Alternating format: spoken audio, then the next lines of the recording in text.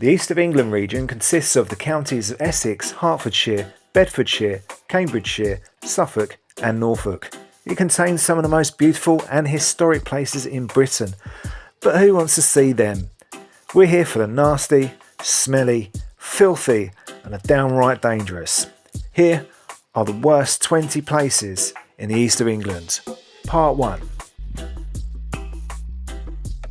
Number 20, Bishopsstortford. I'm annoyed that Bishopsstortford is even on this list. I was sold a complete load of hogwash for this to even appear here. You see, the East of England, it does have a few hellhole towns. It just doesn't have that many of them, at least that I could find when I was doing my research. And so I was led to a website called I Live Here, where I found a review of Bishopsstortford, which contains, and I'm reading this verbatim, dystopian nightmare. Like I say, it's a real shame, because if only the people running the place took a bit more care and thought over things, then Stortford could be a genuinely nice place to live. As it is, it's turned into a dystopian nightmare of overcrowding, overinflated prices, bad design, faceless chain stores, way too many overpriced coffee shops and boutiques for its own good, and the general air of a town suffocating under its own overexpansion. The only plus point I can think of is that when I move back to Bradford, my original hometown, later this year, the money I'm likely to get for the tiny shoebox flat that I currently live in is likely to probably allow me to buy a semi-detached house in one of the nice parts of the city. Unquote. Well, what a load of bollocks that is. If this looks dystopian to you, mystery reviewer, then you better hang around, because what comes up later in this video will blow your mind. So a little bit about Bishopsstortford then, seeing as we're here anyway. The town's history goes back to pre-Roman times, but not much is known about it until after the Norman conquest. It's had a market going since the Middle Ages and a castle built in 1086, which we're looking at now. That's in the castle park on the edge of town, or what's left of it anyway. And here is one of the medieval shopping trolleys. It's in Hertfordshire on the border with Essex, about 35 minutes to central London on train, with Cambridge and Stansted Airport nearby. Its population is around 42,000. Not much happens here, and I think that's the way the residents like it. It's very middle England, very middle class, and not at all dystopian. This bowling alley is called the Ace of Lanes. I think the Ace of Fades Barbers sounds cooler. By the way, I'm pretty sure it's only us Brits that turn Tudor buildings like this one into Mexican and Spanish tapas restaurants and call them things like Fuego. Number 19, somewhat annoyingly, Colchester. I was sold hogwash on this place as well, so not once but twice. But before we get into that, here's some info on Colchester. So Colchester is a city of around 131,000 people. It was founded by the Romans and claims to be Britain's first city. This is the Balkan Gate, dating back to Roman times. The dual carriageway next to it does not date back to Roman times. The city centre, to use travel agent speak, is a rich tapestry of many layers of history. Far too many for me to go into here, especially on what's supposed to be a worst places video. So how did Colchester end up in this video? Well, thanks to my old nemesis, the I Live Here website. I quote, "I've lived in a few different places and F me, this has to be the worst. It has become so overcrowded, depressing, and has seriously gone downhill in the past few years. Crime has risen significantly. If you're not getting stabbed, you're getting your car, stroke bike nicked, or house broken into by some ne'er-do-well. The amount of criminal ne'er-do-wells here is off the scale. It seems to be getting worse." Unquote. The nursery rhyme Twinkle Twinkle Little Star was written in Colchester. I thought of some new lyrics for the I Live Here website contributors. Twinkle Twinkle Little Star, why do you lot keep talking out of your arse? And whilst on the subject of talking out of one's arse, while I was on the bus over from Chelmsford, an elderly fella who seemed quite friendly told me that Colchester had gone to the dogs in recent years. I asked why. "Too many Chinese," was his response. For the record, I hardly saw any Chinese people while I was there. There are a couple of high street casualties, but not close to as many as most places. And when you've got priories and castles that are over 900 years old, Roman walls and more ancient buildings. I think that can be overlooked. Even the modern art gallery isn't too bad. Oh no, shock, a piece of litter. Add into the mix lots of nice boozers, plenty of shops, and Colchester is a great little city. So great, it's kind of annoying. Let's move on. Time to get serious now. Just down the road from Colchester is number 18, Clacton on Sea. Now I know what you're thinking. Clacton is meant to be terrible. The most deprived, most chavtastic seaside resort in the land. Well, I'm not having any of it. I should just say at this point that Jaywick will be covered separately. So look at the lovely gardens here in Clacton and the buildings just off the seafront and some more lovely gardens. And the beach is great too. It's far better than Southend and Brighton and lots of other seaside resorts. The pier is half decent as well. It's quiet on the day of filming here. I stayed in Clacton actually for 4 nights, but it was bustling with lots of families, which is why I couldn't film on those days, because I don't want to be accused of being a nonce. Most people think all of Clacton looks like this, but generally the seafront is very well kept. The hotels range from swanky, or at least swanky from the outside, and to the traditional and the ubiquitous Premier Inns and travel lodges. And then there's the hotel I stayed at, which I'll show you at the end of this segment. This building here used to be a part of Colchester University. It's been abandoned now since March 2020. Clacton was a tiny place until late Victorian times, but that hasn't stopped it amassing quite a few churches. The town centre fits in more with the Clacton stereotype. Sadly, some of the once grand buildings are neglected, and this area here can be best described, I think, as desolate.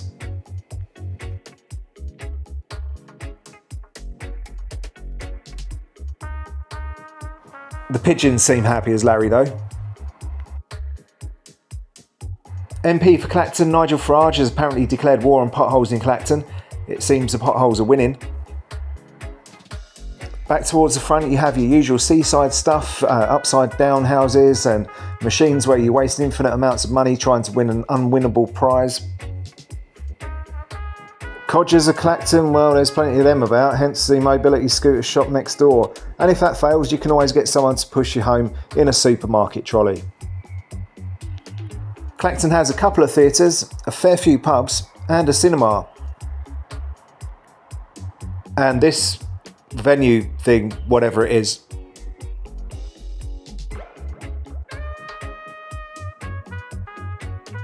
Oops-a-daisy. There's another desolate sort of area out the back of town where apparently a civic quarter is going to be built under the Levelling Up Fund. The funds were granted in 2023 under the Tory government. Building hasn't started as of summer 2025, but I'm sure the Labour government and the local Reform MPs will all be able to sit down like adults and thrash out a plan that will benefit the wider community of Clacton, right? Okay, so Clacton is a little rough around the edges, but as a seaside resort it's pretty decent with lots to do, a nice beach and cheap accommodation. I say don't knock it until you tried it. And look at this sea view from my hotel. Unbeknownst to me, it was the same hotel that several other YouTubers had stayed at before. Fancy that. Number 17 is Ipswich, the hometown of pop megastar Ed Sheeran. But will I want to take Ipswich into my loving arms? Let's find out. Ipswich and its built-up area have a population of around 180,000. It's the county town of Suffolk and believed to be one of the oldest towns in the UK. I'd read that Ipswich town centre was in terminal decline, the high street was falling apart and antisocial behaviour was increasing. But you hear that about almost everywhere in the UK these days, so what's the reality? Well, the town centre has old buildings from all different time periods scattered all over the place. It is genuinely a pleasure walking around as you don't know what you're going to find around every corner, including weird street names like Dog's Head Street. Of course, as I said, there are buildings from every time period, including the monstrosities of the 70s, but overall there aren't that many eyesores. Even the boarded up buildings are nice ones. In travel agent speak, this town is a rich tapestry. No, I already did that for Colchester, didn't I? To be honest, I could wax lyrical about Ipswich's architecture all day, but you didn't click on this video to see that, so I'll spare you. Suffolk Uni is in a pleasant enough modern building down by the waterfront. Ipswich was previously a port town, but the front is now used only for leisure. And for the most part it is a pleasant front with a few bars and restaurants and a nice spot for a stroll, especially at the time of recording this video in the spring sunshine.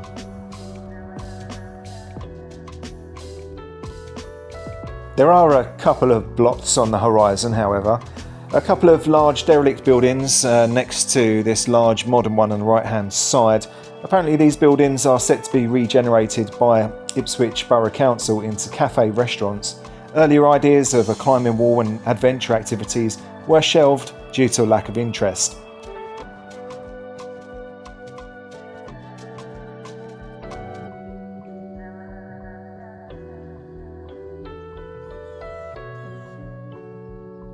This is the not so nice side of the waterfront.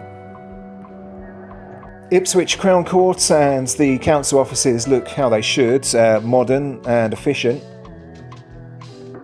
And the Travelodge is looking just like every other Travelodge.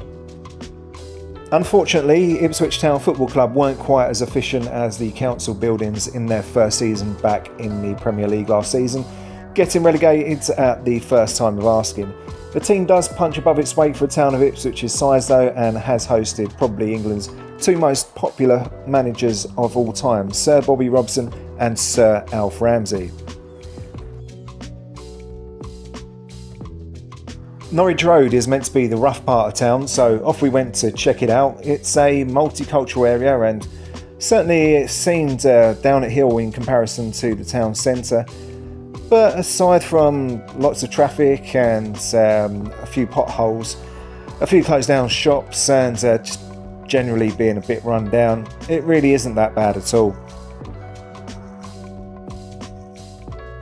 A little bit outside of the town, up a hill, are an art gallery and a town museum which was closed for renovation.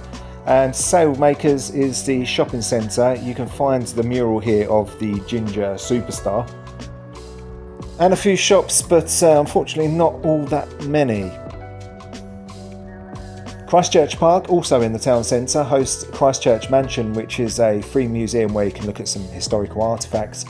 And we like free things, but it was too nice a day not to enjoy the park for a little while. Back in town with all the historic buildings, and I was starting to like Ipswich very much, if only I had a few quid to invest in renting out these offices. Or to redevelop the Regent Cinema, or to buy this castle looking building that's up for sale.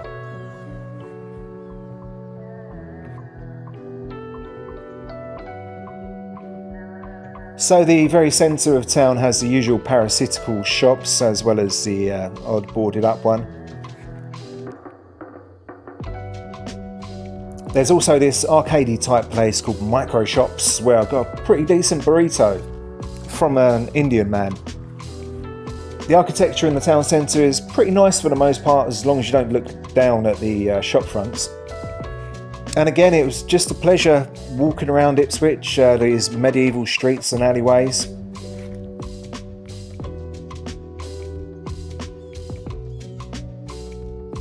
This is the main square of Ipswich, the Cornhill, and very nice it was too.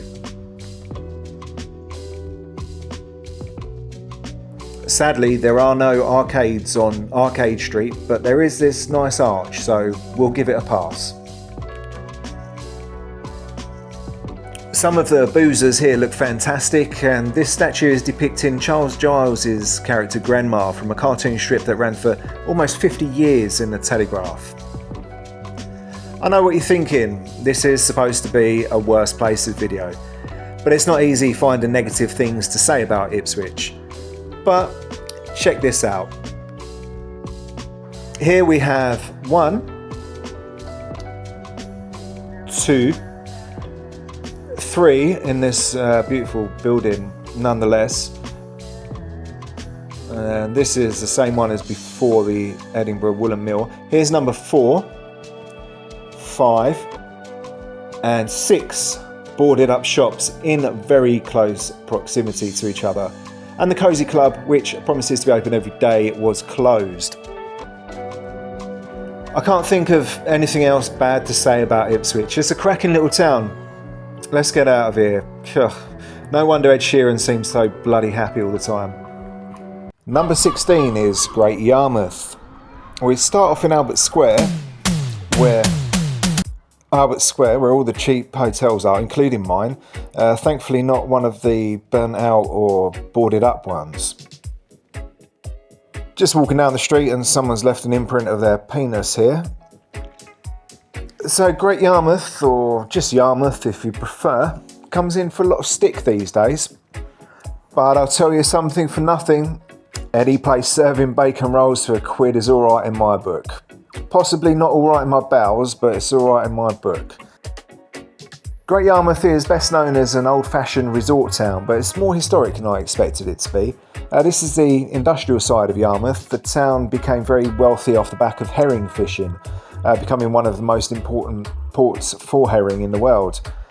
Like so many other places, however, they went completely overboard, yeah, pun intended, overfished, and from the 60s the industry went into terminal decline. Right around the same sort of time, people decided to start going to Spain for their holidays rather than Norfolk, but more on that in a bit.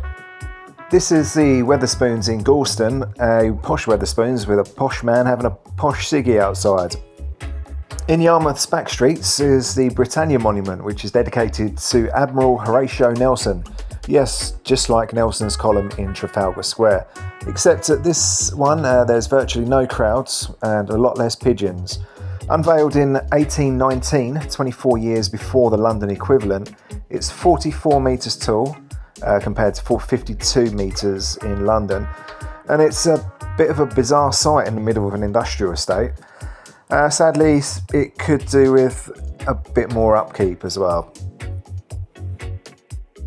Off to the seafront we go then, and this is the Pleasure Beach, which wasn't open yet, but I had no intention of going in anyway. A bloke on his own wandering around with a camera looks a bit sus as it is, let alone in a bloody theme park. Besides, when you look at the prices, it's mental anyway.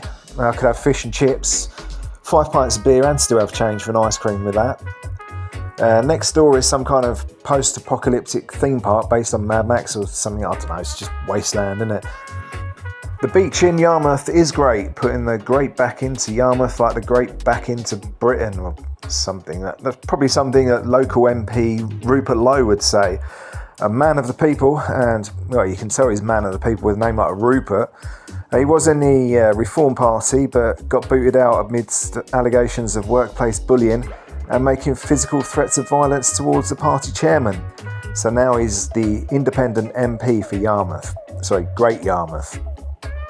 There's some lovely local art on the wall around the back of the Pleasure Beach, some black and white images of when herring was bountiful and everybody smelt of fish, and then some more contemporary images where it's unconfirmed whether the people smell like fish or not.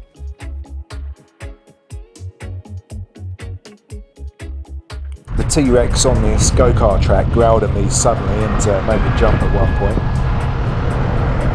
I won't bore you too much with all the usual seaside stuff that Yarmouth has in abundance, but I do need to show you this awesome retro arcade. So Yarmouth was famous for being the only place in the world with 2 wax museums, one being probably the worst in the world. Sadly, the only survivor of the waxworks from the 2 is this model of Hitler, Charlie Chaplin. Not sure a game called Pussy Shooter would be allowed nowadays. And this milking the baby thing is the stuff of nightmares. If you're an 80s kid like me, you might appreciate these games.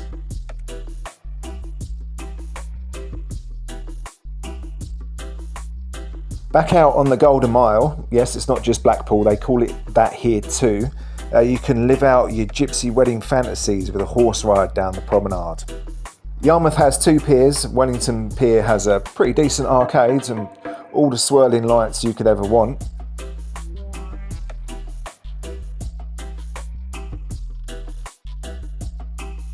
And next door you've got the Winter Gardens, the last surviving Victorian glass house on a seaside promenade in Britain, but it's barely hung on. It's been closed down since 2008. It's grade 1 listed and in the top 10 list for at-risk listed buildings in Britain. Apparently work to restore it will begin this year 2025 and be complete in 2027. Posted all around the building are risque postcard prints from around a century back when taking the piss out of people's height and weight was all jolly good fun. I think we need to get back to those days and put the grate back into Yarmouth.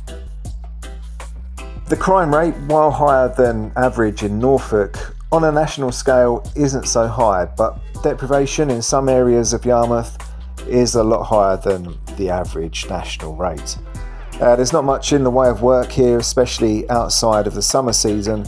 It's also quite isolated. Norwich isn't far away for city life, but otherwise you're right over on the eastern side of the country. There's no motorways in the whole of the county of Norfolk.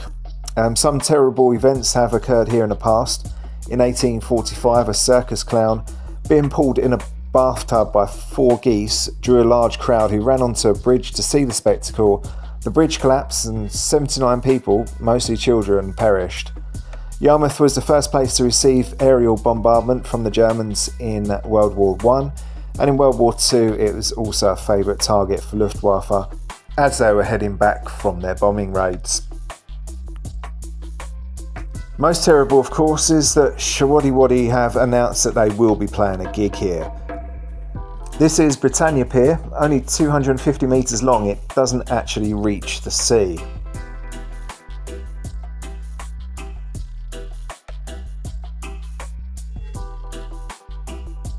This is Arc Cinema, and just around the back is the premier lap dancing club, Fallen Angels. I just hope when they fell they didn't hit every branch of the ugly tree on the way down. But let's face it, the blokes who go in there will probably be too pissed to care anyway. Yarmouth has it all: banger racing, dog racing, grassy beaches, really grassy beaches. We're at the posh end of town now with the swanky hotels and the Venetian waterways that are built by World War I veterans almost 100 years ago as an effort to provide work for them and to increase tourism.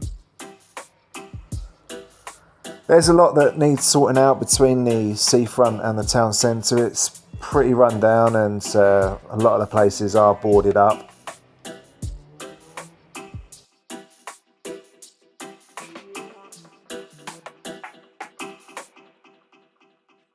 I couldn't tell if this was a tandoori restaurant or junk shop or both. Apparently the news has spread that Showaddywaddy are back touring again.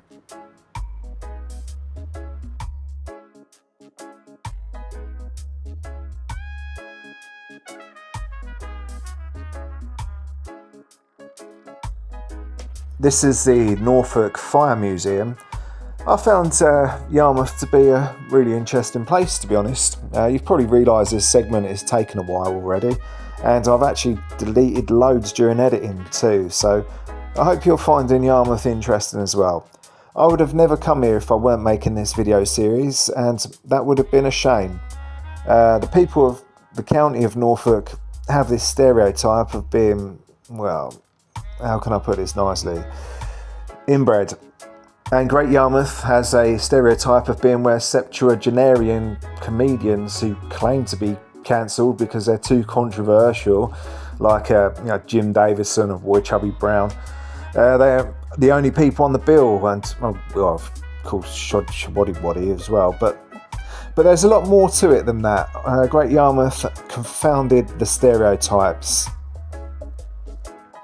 Sure, it needs a lick of paint and some TLC, and Rupert, we're looking at you for that one. And this arcade, well, flippin' hell, you can see for yourselves how that's getting along.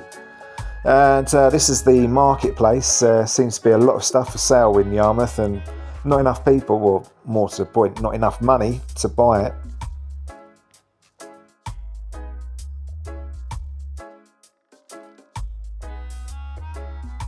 Great Yarmouth Minster was consecrated over 900 years ago. This statue is of the fictional horse Black Beauty, the author of which, Anna Sewell, was born in this house. She wrote the children's book, her only book, in the last months of her life while she was bedridden and in poor health, with the book's intention to teach animal welfare and to treat other humans with kindness and respect.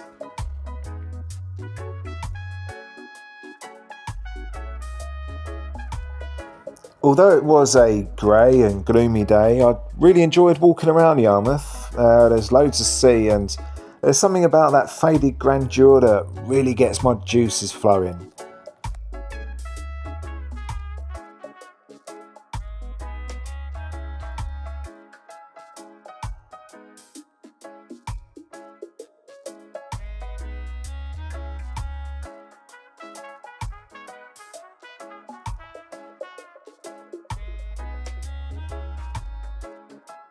It's good to see that the German bombers didn't hit too many of the old buildings, but no town in the 70s could avoid the concrete, and Yarmouth is no different.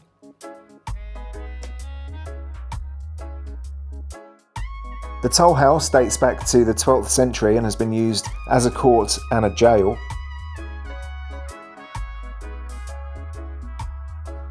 A couple more churches, and look at this, the Bay City Rollers are in town as well.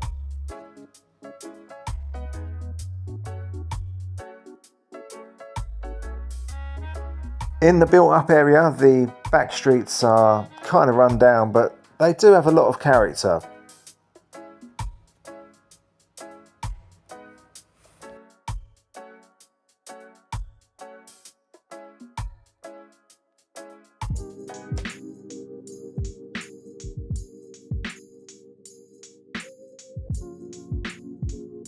And did you know that Yarmouth even has medieval walls?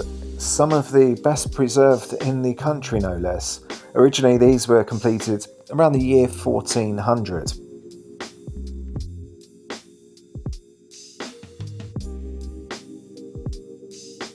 Sadly, I had to swerve the museum because it's full of kids. Back around to Albert Square then, Back to Albert Square then, where we started this segment. This derelict hotel was set on fire in April 2023. Thankfully, nobody was hurt. And that would do. I could have made an hour-long video on this town quite easily, but 12 minutes is long enough. Overall, Yarmouth deserves to be called great. On to the next one. Number 15 is Southend-on-Sea. This couple here are very happy to be here. I arrived on a grey and cold day. Alexander House was not exactly the bucket and a spade welcome I expected. It is being demolished soon, and let's be honest, it's probably for the best. As the weather was bad, I went in search of something I could do indoors. This being a Tuesday, however, the museum and the art gallery were both closed. The Wellbeing Garden was open, however, in the shadow of the future demolition site. The county court was still open, of course, and as we've started walking up Victoria Avenue, we may as well keep going. In 2022, Southend became a city.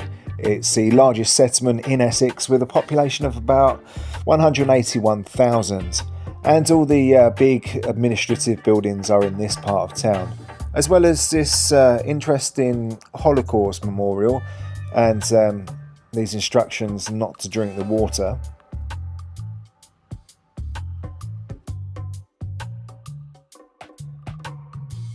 Here by the massive cop shop, they have this knife bin. It all seems a bit more austere than I'd expected from Southend. There's certainly no jelly deals and cockles up this way.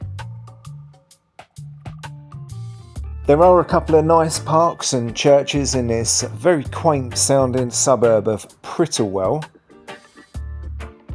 Just up the road is Southend United Football Club, who almost went bust a few years ago, and 118 years of history would have been over if it wasn't for the efforts of the fans and the local council.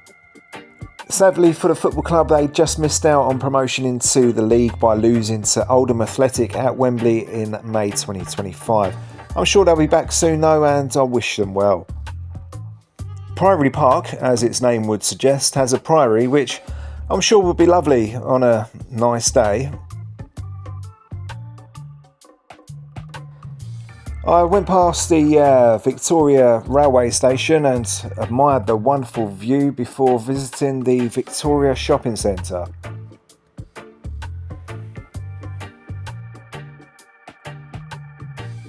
Wish you were here? I'll bet you do. The murals here are pretty good inside the shopping centre, and they're pretty good outside as well.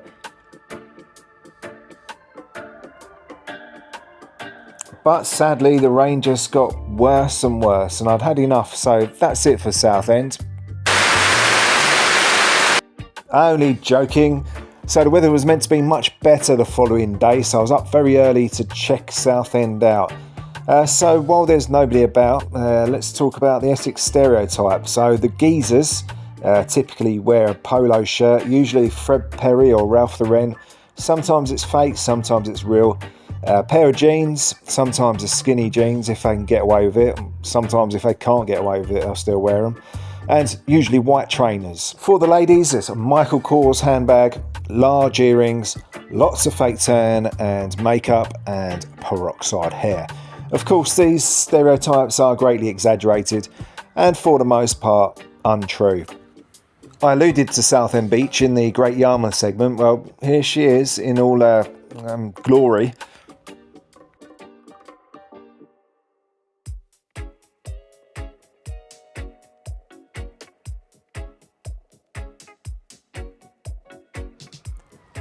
Here's Queen Victoria pointing out how crap the beach is.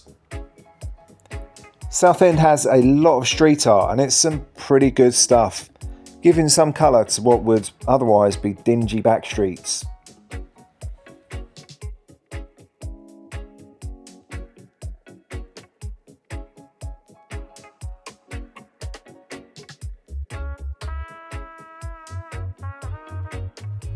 Southend's city centre is pretty vibrant, albeit a little bit run down and concretey in some areas.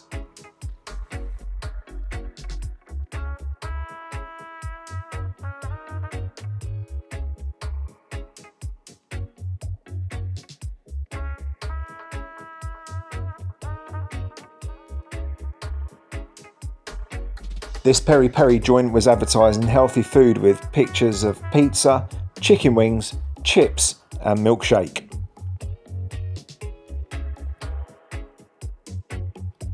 Southend-on-Sea welcomes around 6.5 million visitors every year, and the tourism industry provides employment for about 9,500 people.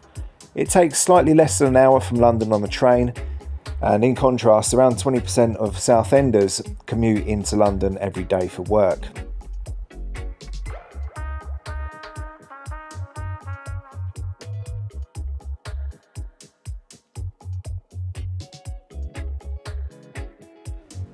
As I said before, the beach isn't very nice. It's like a gravelly kind of sand and not very well looked after. There's lots of cigarette butts, and at one point I saw some smashed glass mixed up with the sand.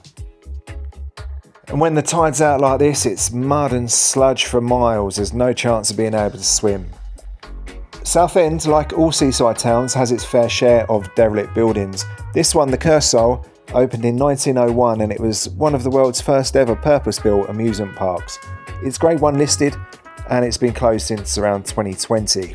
Quite why somebody has painted a Lidl logo on a piece of cardboard here is anyone's guess.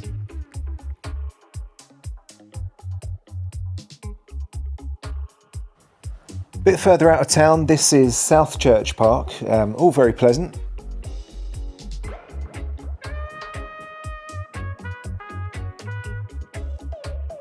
I'm hoping the turtle and the octopus painted on the side of the chippy aren't also part of the menu.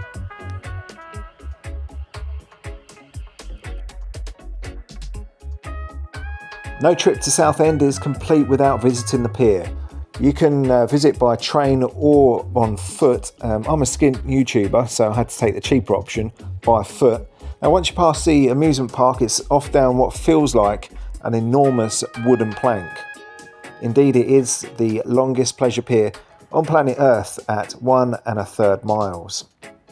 The train goes past every now and then just to remind you of how poor you are.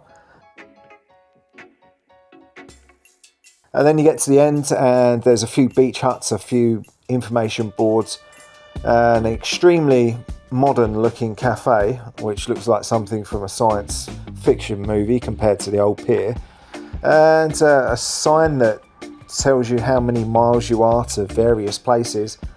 A sign congratulating you on making it to the end of the pier. If you came by train, you're not to be congratulated, by the way. And then you look back and you realise you've got to walk it all again unless you want to pay extra to take the train. So that's about it for South. Oops, no, that's a Helter Skelter car park. How did I miss that one before? Sorry, I have a thing for Helter Skelter car parks. So Southend, it's alright. I just can't get on with the beach, to be honest. A seaside resort should have a decent beach. Otherwise, I like Southend on Sea. Right, onwards we go to somewhere very different. A long way away from the sea now, at least by British standards. It's number 14, Bedford. It was a very pleasant day in Bedford when I arrived, and almost Mediterranean, very Italian indeed, but I wouldn't quite go as far as to say it was shirts off weather, unless you're this fella who is clearly living la dolce vita.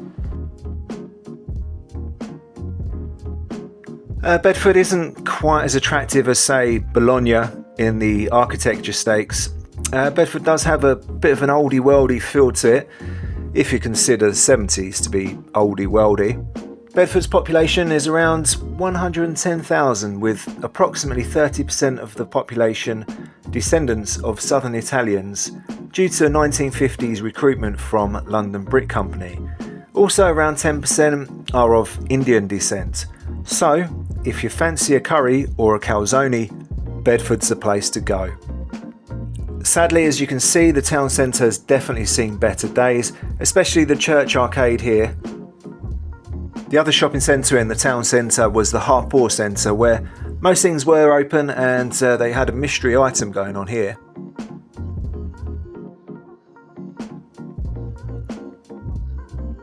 Bedford is an old and historic town, so it's not all concrete carbuncles. This area being part of the Bedford Corn Exchange. And there's been a church on the site of St Paul's since around 796. It was a bit difficult for me to get a good shot of the town hall with all the building work going on opposite. Markets have been held in the town since at least 1166, although not in the afternoon it seems. Vodka live, ain't live no more.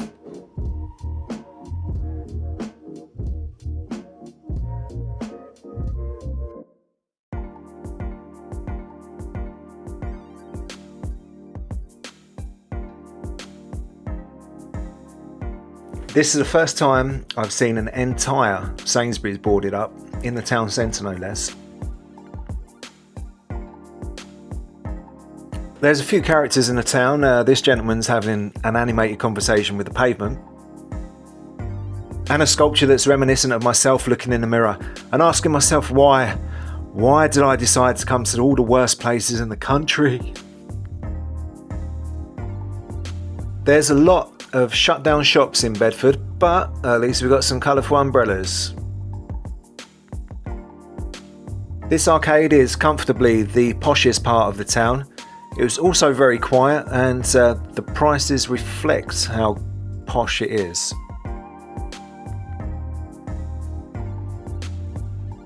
This one's for all the cat lovers out there.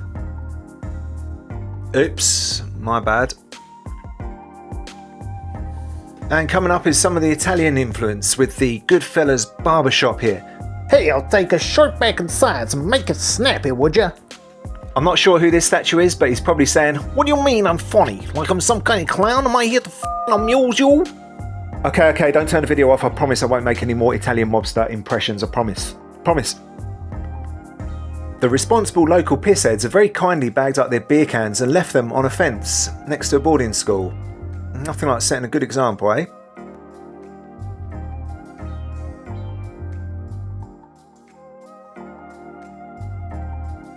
Castle Mound is where the ancient Bedford Castle would have been. You can get a nice view of the river from up here. The river in question being the River Great Ouse, the 5th longest in Britain.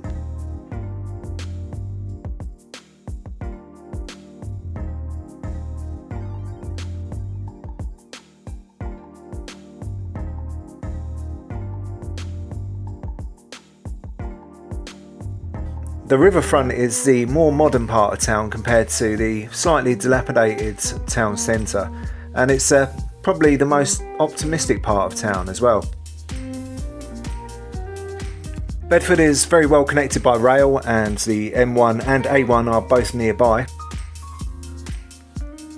This is Borough Hall, the home of Bedford Borough Council. Since 1969, this building, the Beast of Bedford, as I like to call it, has presided over the town. You've heard the phrase 7 shades of shit before? Well, this is 7 stories of hell. If you just look at the river, everything will be okay, but it's kind of like a car crash. You just can't stop looking at it. Just one more look and wow, look at the way the grey building reflects into the algae of the body of water in front of it. So many shades of green and grey. I know I said only one more look, but I can't resist looking again. And when you finally manage to take your eyes off of it, the floor is covered with goose crap. A crappy walk indeed. What's that? You want to have another look? Okay, let's do it. So to conclude our tour of Bedford, let's have a look at some nicer views of the river. Overall, Bedford is okay in my opinion. The area around the river here is mostly nice, and there's a lot of history. There was a lot of antisocial behaviour going on in town, drunks and other addicts mainly, but I'm not sure if that's a regular thing, as I was there on a sunny warm day, and that is usually when the knobheads come out to play. The buildings are a mixed bag, and just outside the town is the beautiful Priory Country Park. I have heard that some people call the town Deadford, as for a town its size, not much happens here, and to be honest, I did kind of get that impression. Staying inland in number 13 is Watford, a town very much associated with Reginald Dwight. You may know him as Elton John. And in keeping with the musical theme, this is the Coliseum music venue. It's currently undergoing some work. Here in the Town Hall quarter by the War Memorial, they seem to know how to enjoy themselves. I can just see them now, getting high off their balloons and tonic wine, laughing like children, living like lovers, rolling like thunder, under the cover. Watford is close to London, so it gets pretty busy. I was there in the early morning, so I decided to head to the football ground before the town started to liven up a bit. The football club now ply their trades in the Championship, the second tier of English football. Elton John was famously their chairman, and former England manager Graham Taylor was something of a hero here, taking the team up from the 4th division to the 1st division in just 5 years. Even the local bakery has got in with the Elton John puns here. Watford is technically in Hertfordshire, but it might as well be in London really. It's inside the M25 and it has an underground station. And also has a helter-skelter car park, my favourites. It's not the most exciting of town centres, to be honest. That water feature just there is probably as exciting as it gets. So you can see some shopping trolleys, boarded up shops, bit of litter, but nothing too bad. Watford Junction is the main train station. It takes only 15 minutes to get to Euston from there, and going the other direction you go directly to the Midlands. Or, even better than that, you can take the bus to the Warner Brothers Park, like these excited tourists are here. Watford Junction Station is a little bit out of the town centre, and as you walk back towards the town there are these huge derelict buildings. The fence has been knocked down on one of them, so it's easily accessible for squatters.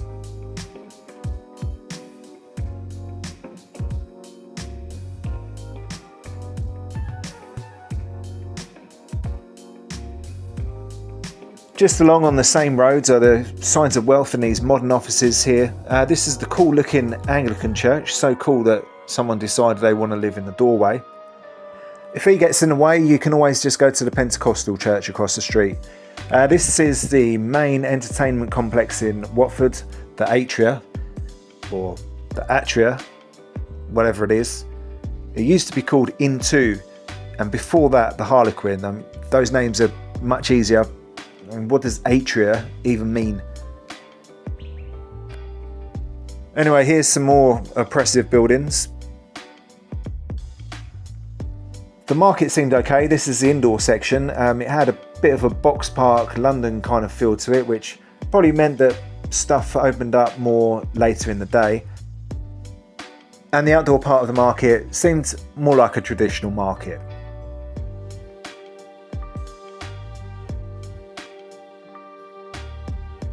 The Palace Theatre is actually pretty impressive considering the size of Watford and its proximity to London. Fast food fans are spoilt for choice here. We've got Burger King, Popeyes, Five Guys and KFC all next door or opposite each other. God bless America. Oh, and there's a Wendy's hiding around the corner as well. Heading inside the Atria, and I have to give it its due, it's a very modern, plush and impressive inside of a mall. Of course there's a massive cinema here and a bowling alley as well.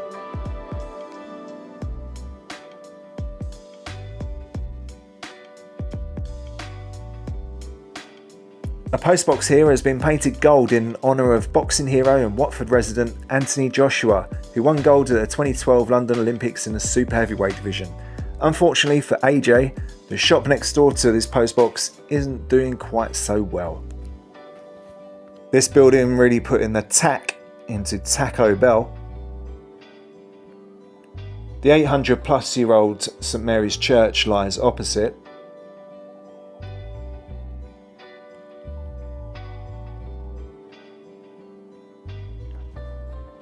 St Mary's open space isn't very open, but they are working on it. The Hornet statue represents the nickname of the football team, the Hornets. Remind me never to do acid in Watford.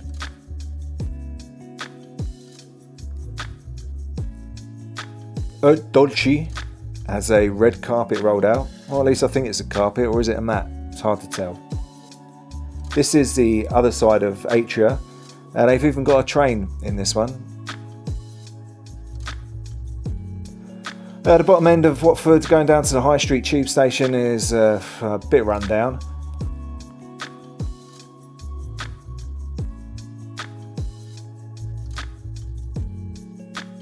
Watford does have a museum, but that is closed now and they're relocating it to the town hall.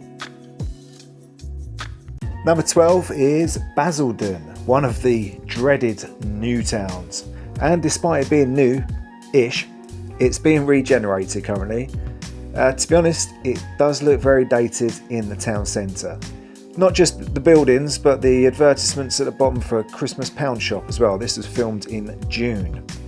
A century ago, Basildon was a small village with little more than 1,000 residents.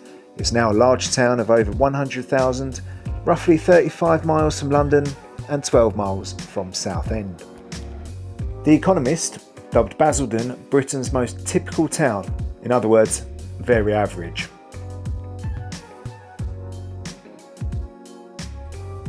The St Martin's of Tours Church has a statue of what looks like Pinhead from Hellraiser. Marks and Spencer's, like so many retailers up and down the country, has given up on the high street and buggered off to the retail park. Very much Newtown vibes here. Lots of concrete. And like Marks and Spencer, the food bank, very much a sign of the times. Basildon does have quite a bit of green space. This is Gloucester Park, where you have to fight the geese first if you want to play on the football pitch. There's a few of these underpasses, similar to other new towns like Milton Keynes. And the famous wannabe Hollywood sign of Basildon. Basildon has a couple of retail parks and a hideous Holiday Inn. I don't know why, but Holiday Inns always seem to be in the ugliest buildings. There's a lake here for wakeboarding, which is pretty cool. This retail park is known as Bas Vegas, as they were going to put a casino on there. The housing is pretty much what you'd expect from a new town, and you could pretty much say the same in the town centre as well. It's pretty clear to see why it's being regenerated. Toys R Us closed their stores over 7 years ago in 2018. I wonder how the Londoners that were moved here felt back in the 1950s when they first moved here, and would they have moved had they known what it was going to look like today.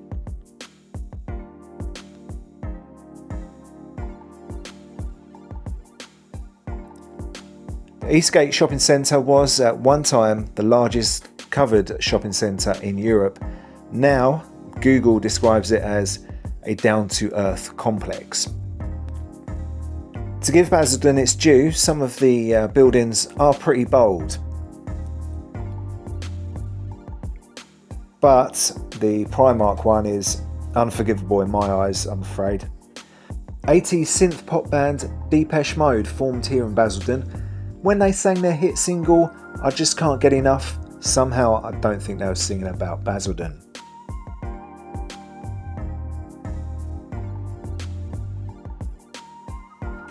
Here at Potbelly's Cafe, we have a pretty interesting menu. We've got the usual stuff there: chicken burger, omelette, jacket potato sandwich. What else have we got? A fish finger sandwich, that's good, and calamari and chips.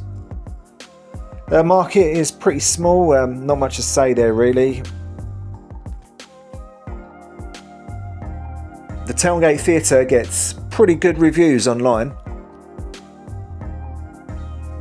There's an Eastgate shopping centre, so why not a Westgate shopping centre as well? Ah, poor old Wilco. A new vision for Basildon. Let's hope it's not calamari and chips. Clearly there were big plans for Basildon. Here's some old postcards. I'm not even sure that Lewis Silkin himself believed that people from all over the world would want to come visit.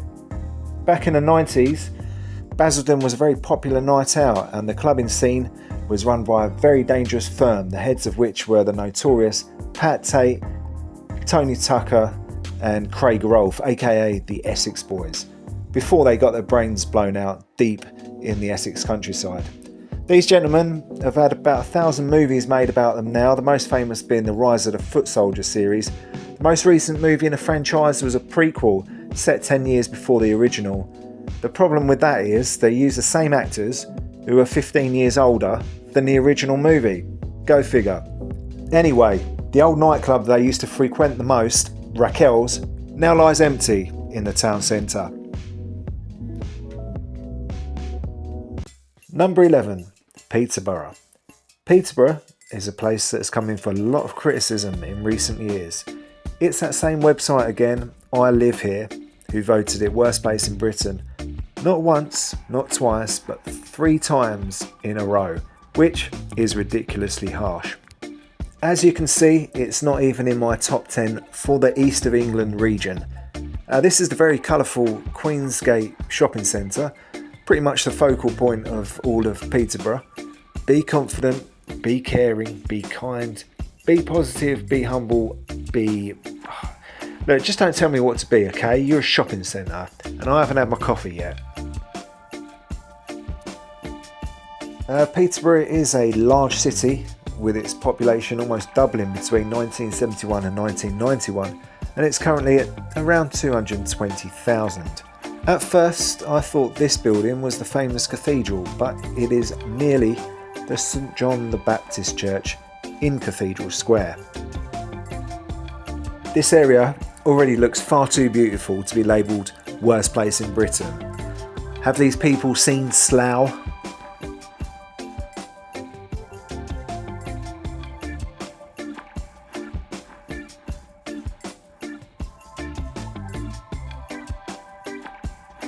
Now it was time to head to the actual cathedral. Consecrated in 1238 and built in a Romanesque Gothic style, it even hosts 80s parties with Martin Kemp. This might all sound like a lie, but this much is true. This much is true. Yes, it's a beautiful place, but you didn't click this video to see beauty. I know that.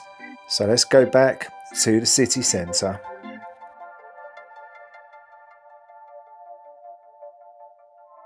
An interesting poster there saying let's end street homelessness next to a homeless gentleman.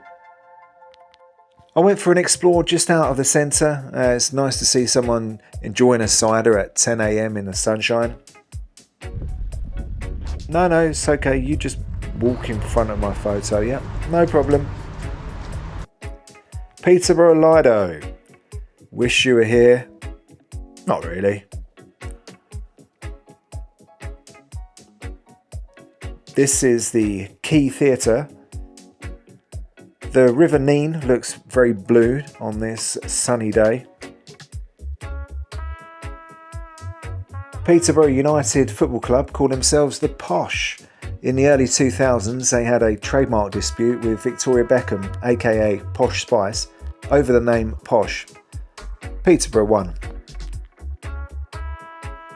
Peterborough city centre has the Bourgeois Boulevard running right through the city, which is pretty unpleasant for pedestrians.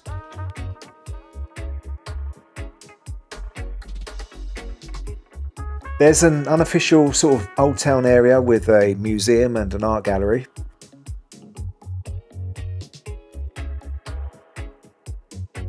In this part of town they drink a slightly more refined type of cider.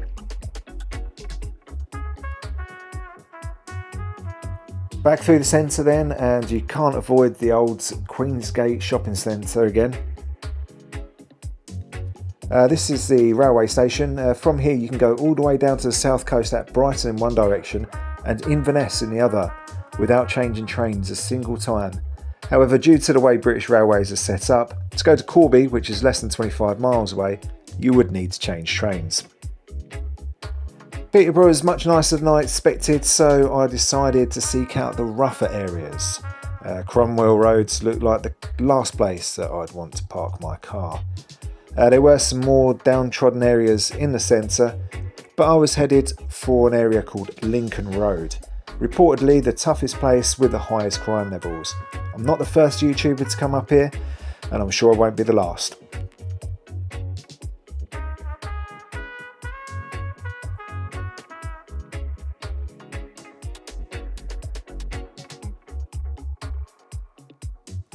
My experience wasn't so bad. It's a very diverse area, so a lot of people will automatically write it off straight away, unfortunately. A big section here is being developed, and yeah, it kind of needs it. It does look pretty shabby in places.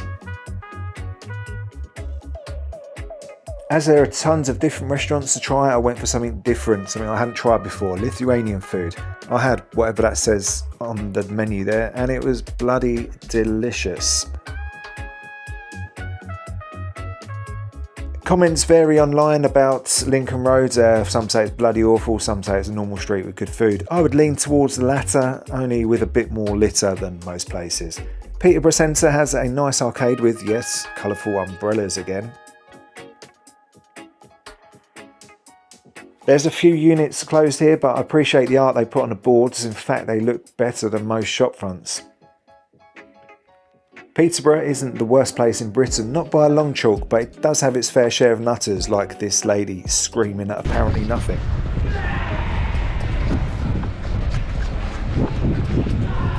And that's it for part 1. Make sure you subscribe for part 2, where we uncover the absolute worst in the east of England.